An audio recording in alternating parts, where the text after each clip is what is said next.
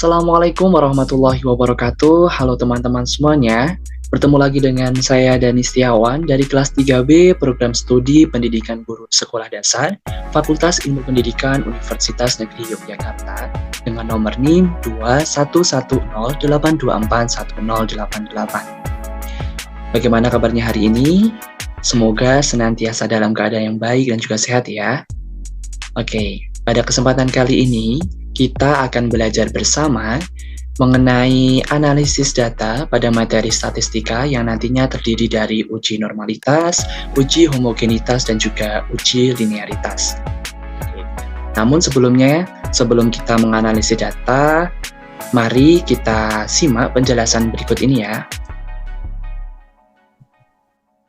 Uji prasyarat penelitian. Uji prasyarat penelitian ini digunakan untuk menentukan jenis analisis data yang akan digunakan dalam menjawab rumusan masalah. Nah, dari uji prasyarat penelitian ini ada beberapa jenis, beberapa di antaranya yaitu ada uji normalitas, uji homogenitas, dan juga uji linearitas. Ketiga uji ini yang akan kita pelajari bersama. Uji normalitas nanti akan berkaitan dengan sebaran data, apakah data tersebut terdistribusi normal atau tidak. Sedangkan pada uji homogenitas, nanti akan diuji apakah variansnya itu bersifat homogen atau tidak. Sedangkan pada uji linearitas, nantinya data akan dianalisis apakah bersifat linear atau tidak. Kemudian, pada suatu penelitian itu ada jenis analisis datanya yang dapat digunakan oleh peneliti dalam menjawab rumusan masalah. Ada dua, yaitu analisis parametrik dan juga analisis non-parametrik. Analisis parametrik nanti contohnya ada uji T, uji R, uji F, dan lain sebagainya. Sedangkan pada analisis non-parametrik, contohnya ada uji Mann-Whitney atau Wilcoxon, uji Kruskal-Wallis, uji C kuadrat, uji gamma, dan lain sebagainya.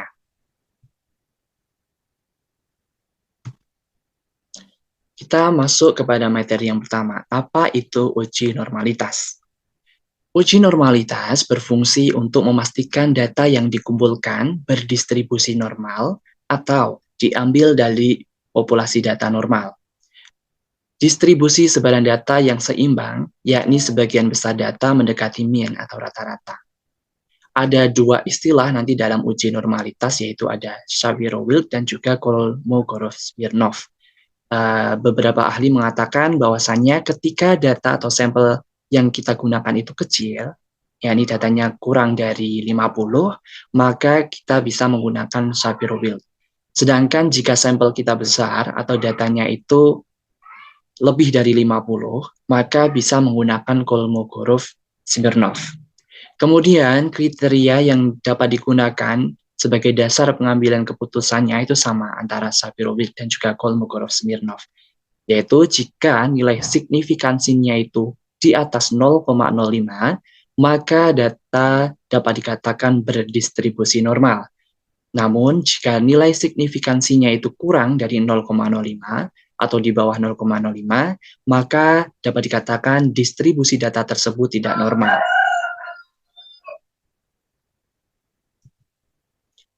Kemudian yang kedua, yaitu apa itu uji homogenitas. Uji homogenitas menjelaskan sekumpulan data yang diukur berasal dari populasi yang homogen atau sama. Nanti ada beberapa jenis tes yang bisa digunakan, beberapa di antaranya yaitu Levene's test dan juga tes Bartlett. Nah, alat yang namanya Levene's test ini bertujuan untuk mengetahui perbedaan dari dua kelompok data dengan varians yang berbeda. Sedangkan tes Bartlett digunakan jika variansnya itu lebih dari dua kelompok data.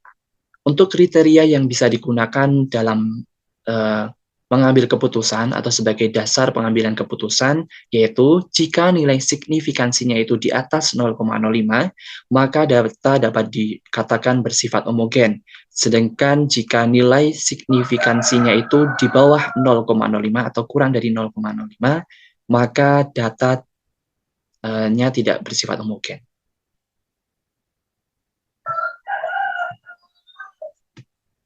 Kemudian yang ketiga atau yang terakhir yaitu apa itu uji linearitas. Nah, uji linearitas bertujuan untuk mengetahui apakah dua variabel mempunyai hubungan yang linier searah atau sejajar atau tidak. uji linearitas ini biasanya digunakan sebagai prasyarat dalam analisis korelasi atau regresi linear. Kemudian dalam pengujiannya melalui SPSS digunakan dengan menggunakan test for linearity. Kemudian dasar pengambilan keputusannya masih sama, yaitu apabila variabel dikatakan linear jika memiliki nilai signifikansi atau linearity-nya itu lebih dari 0,05. Namun, jika variabel dikatakan tidak linear, itu ketika nilai signifikansinya itu kurang dari 0,05. Demikian penjelasan singkat mengenai uji normalitas, uji homogenitas, dan juga uji linearitas dalam uji prasyarat penelitian. Kemudian kita akan mencoba untuk praktik bersama menganalisis data dalam uji prasyarat penelitian pada ketiga uji tersebut. Nah, sebelum kita praktik, ada beberapa hal yang perlu disiapkan. Ada yaitu software IBM SPSS Statistik, bisa versi apapun, namun dalam video kali ini saya menggunakan versi 26, kemudian Microsoft Excel 2010. Nantinya dari software IBM SPSS Statistik versi 26 ini akan digunakan sebagai alat untuk pengujian datanya, sedangkan Microsoft Excel sebagai tempat untuk menyimpan data yang akan diujikan. Pada kesempatan kali ini, saya sudah menyiapkan data yang akan diuji, yaitu ada kelas dari kelas 1 dan juga kelas 2 yang nanti akan diubah menjadi kelas A dan juga kelas B. Kemudian ada juga motivasi dan juga prestasi. Jadi hubungan antara motivasi dengan prestasi belajar dari kelas A dan juga kelas B. Oke, kita akan menuju kepada software IBM SPSS. Bisa diperhatikan untuk cara kita menganalisis data-data ini ya. Baik, di sini sudah saya siapkan data yang sudah saya tulis di Microsoft Excel. Ada kelas, motivasi, dan juga prestasi. Ini kita copy terlebih dahulu, mulai dari data kelas dan juga sampai prestasi. Ada 20 data yang saya siapkan pada pengujian kali ini.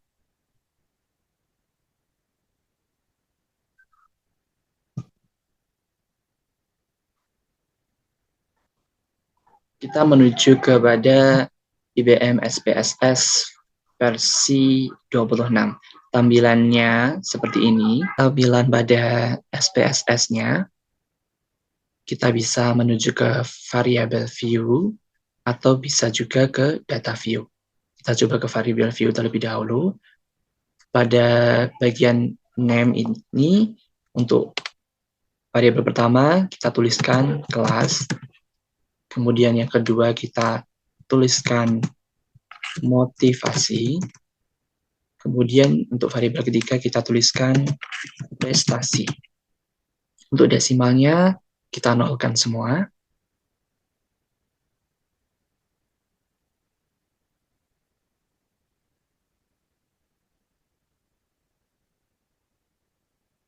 Kemudian untuk measure-nya, pada bagian kelas kita jadikan nominal, sedangkan bagian motivasi kita scale, dan bagian prestasi juga scale. Untuk bagian kelas, ini saya berikan label kelas juga. Kemudian bagian motivasi beri label motivasi. Untuk bagian prestasi diberi label prestasi juga.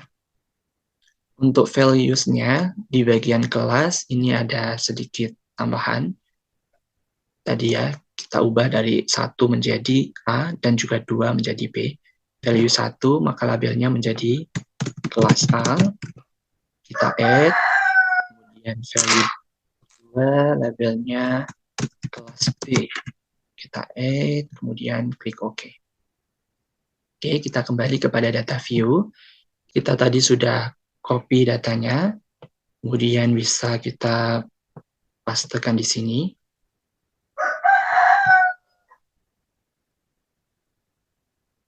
Oke, seperti ini. Di kelas masih tertera 1 dan juga 2, kita bisa klik ini. Nah, sudah jadi menjadi kelas A dan juga kelas B. Untuk data motivasi seperti ini dan juga data prestasi seperti ini. Untuk pengujian yang pertama yaitu uji normalitas, maka setelah kita siapkan datanya seperti ini, kita bisa mulai menganalisisnya. Yang perlu diketahui oleh teman-teman, dalam analisis ini saya akan contohkan melalui dua teknis. Yang pertama, setiap data, yaitu baik motivasi dan juga prestasi, akan saya uji normalitasnya secara sendiri-sendiri. Kemudian yang kedua, nanti kita buat semacam pemodelan menjadi suatu persamaan antara hubungan motivasi dengan juga prestasi siswa kelas A dan juga kelas B menggunakan teknik residual. Untuk yang pertama, kita uji normalitasnya secara sendiri-sendiri terlebih dahulu. Langkah pertama, klik Analyze, kemudian Descriptive Statistik, kemudian kita ke Explore. Kemudian untuk motivasi, kita pindahkan ke Dependent List, kemudian prestasi juga kita pindahkan ke Dependent List. Kemudian kita klik Plot. Nah, di sini klik Normality Plots with Text. Seperti ini tampilannya. Kemudian kita klik Continue, kemudian OK. Kita tunggu hasilnya. Nah, hasilnya seperti ini. Kemudian kita menuju ke Test of Normality. Nah, tabelnya seperti ini, dapat dilihat bersama. Test of Normality, ada tabel Kolmogorov-Smirnov dan juga Shapiro-Wilk. Ini kita kopikan, copy as image. Nah, kita menuju ke PowerPoint lagi untuk diambil keputusan mengenai hasil analisis ini. Oke, kita kembali kepada PPT. Saya sudah kopikan di sini mengenai test of normality. Hasil uji normalitas pada pengujian variabel motivasi dan juga prestasi secara sendiri-sendiri. Maka berdasar hasil pengujian didapatkan nilai signifikansi variabel motivasi yaitu 0,108 pada Shapiro-Wilk dan juga 0,063 pada Kolmogorov-Smirnov. Serta nilai signifikansi variabel prestasi yaitu 0,529 pada Shapiro-Wilk dan juga 0,200 pada Kolmogorov-Smirnov. Berdasar acuan pengambilan keputusan yang sudah saya sampaikan sebelumnya, maka data dikatakan normal apabila nilai signifikansinya itu lebih dari 0,05. Di sini keempat hasil didapatkan bahwasannya di atas 0,05. Maka dapat disimpulkan bahwa data tersebut berdistribusi normal. Oke, kita kembali kepada SPSS-nya. Nah, itu tadi pengujian uji normalitas secara sendiri-sendiri. Untuk selanjutnya kita uji normalitas dengan teknik residual. Untuk tekniknya, yang pertama kita ke analyze lagi. Klik analyze, kemudian ke regression. Kemudian kita klik linear. Nah, di sini kemudian prestasi kita pindahkan kepada dependent. Kemudian untuk motivasinya kita pindahkan kepada independentnya. Untuk kelas ini kita abaikan terlebih dahulu karena ini kelas nanti berfungsi saat uji homogenitas. Kemudian kita klik save. Nah, di sini ada residuals, ada beberapa pilihan, ada unstandardized, standardized, studentized, deleted, student deleted. Nah, kita pilih yang unstandardized. Oke, sudah, kita klik continue. Kemudian kita klik OK. Abaikan hasilnya ya. Nah, ini hasilnya sudah muncul, tapi kita abaikan karena kita cuma membutuhkan dari nilai residual 1 ini. Nah, ini kita bisa ubah namanya di variable view. Res1 ini menjadi persamaan, yaitu persamaan antara hubungan motivasi dan juga prestasi belajar siswa kelas A dan juga kelas B. Nah, di sini setelah kita mendapatkan nilai dari persamaannya, baru kita analyze uji normalitasnya. Kita klik analyze lagi. descriptive statistik, kemudian explore. Nah, untuk yang dimasukkan, yang tadi unstandardized ya, untuk motivasi dan juga prestasi ini kita keluarkan terlebih dahulu. Kemudian unstandardized kita masukkan kepada dependent list. Kita cek plotnya, normality plots with test, diklik, continue, kemudian setelah sudah, kita klik OK. Seperti ini. Nah, kita menuju kepada test of normality. Nah, hasilnya seperti ini. Test of normality dari unstandardized residual, yaitu tadi dari persamaan antara hubungan motivasi dengan prestasi belajar siswa kelas A dan juga kelas B, didapatkan nilai signifikansi pada Kolmogorov-Smirnov sebesar 0,200, di Shapiro-Wilk sebesar 0,270. Kita kembali kepada PPT untuk dianalisis keputusannya. Baik, kita kembali kepada PPT. Hasil uji normalitas, di sini saya sudah kopikan hasilnya, test of normality, dengan teknik residual, di mana kita sudah buat pemodelan persamaan antara hubungan antara motivasi dan juga prestasi belajar dari kelas A dan juga kelas B. Di sini didapatkan nilai signifikansi dari Kolmogorov-Smirnov sebesar 0,200 dan di Shapiro-Wilk sebesar 0,270. Maka berdasar acuan pengambilan keputusan, data dikatakan normal apabila nilai signifikansinya lebih dari 0,05. Maka dapat disimpulkan bahwa data tersebut berdistribusi normal. Karena apa? Karena di sini nilai signifikansinya lebih dari 0,05.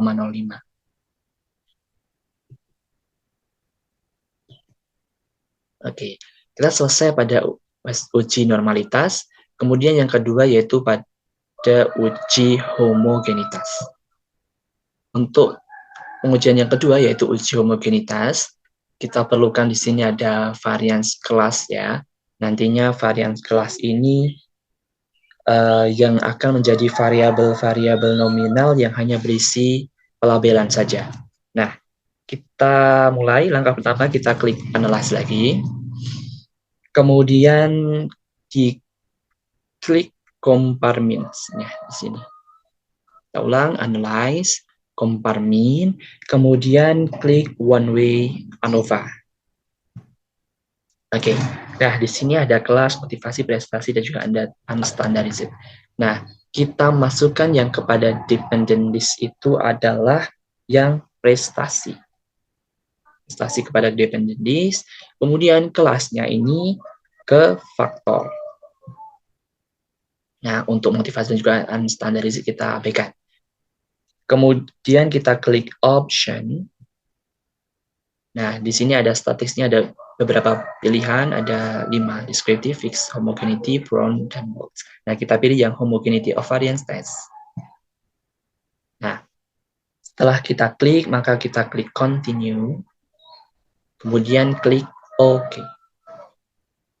Kita tunggu hasilnya.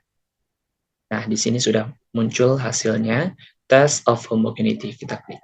Nah, di sini, test of homogeneity, kita ke tabel ANOVA-nya. Di sini didapatkan hasil signifikansi sebesar 0,974 atau 0,974. Nah, kita kembali kepada PPT, uji homogenitas. Oke, kita kembali kepada PPT. Di sini sudah saya kopikan hasil uji homogenitasnya. Bahasanya didapatkan nilai signifikansi sebesar 0,974. Maka berdasar acuan pengambilan keputusan, data dikatakan homogen atau sama itu apabila nilai signifikansinya lebih dari 0,05. Maka dapat disimpulkan bahwa data tersebut bersifat homogen karena di sini nilai signifikansinya lebih dari 0,0205. Jadi di sini 0,975 itu lebih besar daripada 0,05. Maka data tersebut bersifat homogen. Selesai pada uji homogenitas. Kemudian pada pengujian yang ketiga yaitu uji linearitas. Kita kembali lagi kepada SPSS.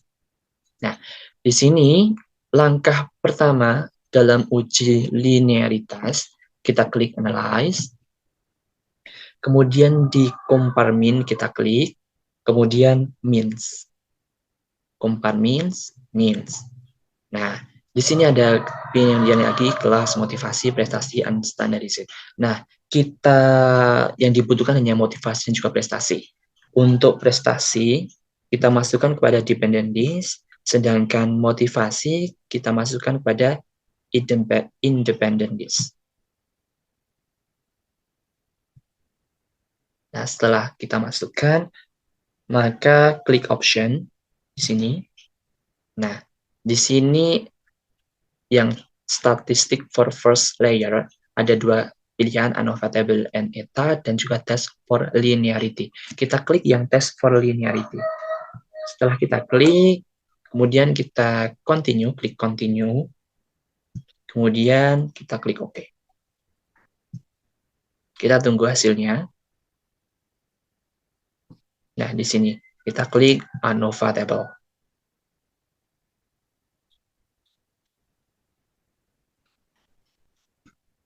Nah, pada ANOVA table ada banyak sekali datanya yang kita gunakan sebagai dasar pengambilan keputusan, yaitu pada deviation for linearity.